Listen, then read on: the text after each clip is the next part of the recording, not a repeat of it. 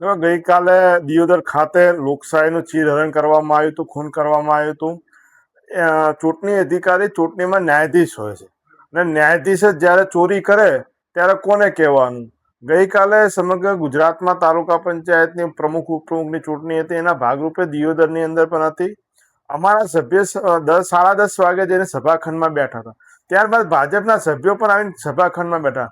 જ્યાં સુધી ચૂંટણી અધિકારી ના આવ્યા ત્યાં સુધી ભાજપના સભ્યો કોઈ જાતનો ઝઘડો ના કર્યો, પણ ચૂંટણી અધિકારી આવ્યા, બેઠા, બધાની સહીઓ લીધી અને એના પછી જે લોકોએ ગોઠવણ પ્રમાણે ભાજપના સભ્યો અંદરો અંદર ઝઘડવા માંડ્યા.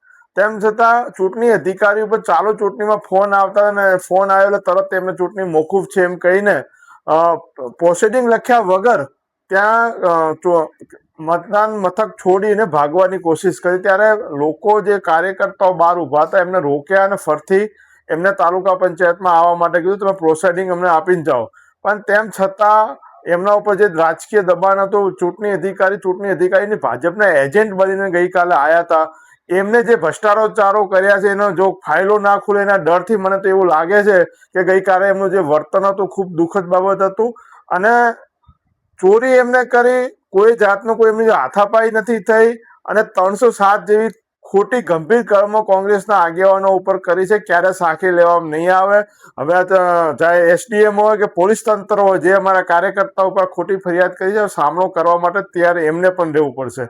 અને આવતીકાલે તાલુકા પંચાયતની ચૂંટણીમાં કોંગ્રેસ પાર્ટીનો પ્રમુખ ને ઉપપ્રમુખ બેસવાના છે. જેટલા પણ એમને સામ દામ દંડ જે પણ નીતિ અપનાવી, અમને જેટલા હેરાન કરશો એટલા અમે મજબૂત થવાના છીએ.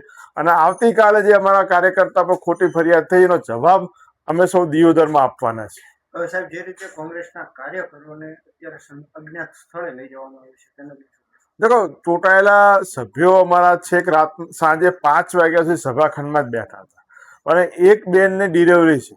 આવી ગરમીની અંદર સભાખંડમાં રાખવા ખૂબ મુશ્કેલ હતા. એના માટે કરીને એમને એમના ઘરે રાખવામાં આવ્યા છે. અને આવતીકાલે ચૂંટણી છે ત્યારે સવારના સમયસર ને સુરક્ષા. હવે અમને તો પોલીસ પર જ ભરોસો નથી. પોલીસ જ ખોટું કરતી હોય, ખોટી ફરિયાદો કરતા હોય તો પોલીસ પર પણ ભરોસો ના રહ્યો.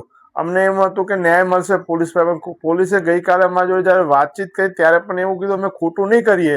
પણ આજે જે રાતના જે ખોટી કલમો લગાવી ત્યાર પછી હવે અમને એવું લાગે છે પોલીસ પણ કોકના દબાણમાં આવીને આ કામ કરી રહી છે.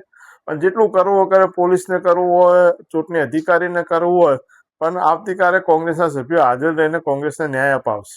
આગામી સમયમાં કોંગ્રેસની રણનીતિ એસડીએમ સામે શું રહેવાની? દેખો, એસડીએમએ પણ ક્યાંય દૂધના ધોયેલા નથી. છેલ્લા 4 વર્ષથી જે એમને હવે અહીંયા કૌભાંડો કર્યા છે, હવે એક પછી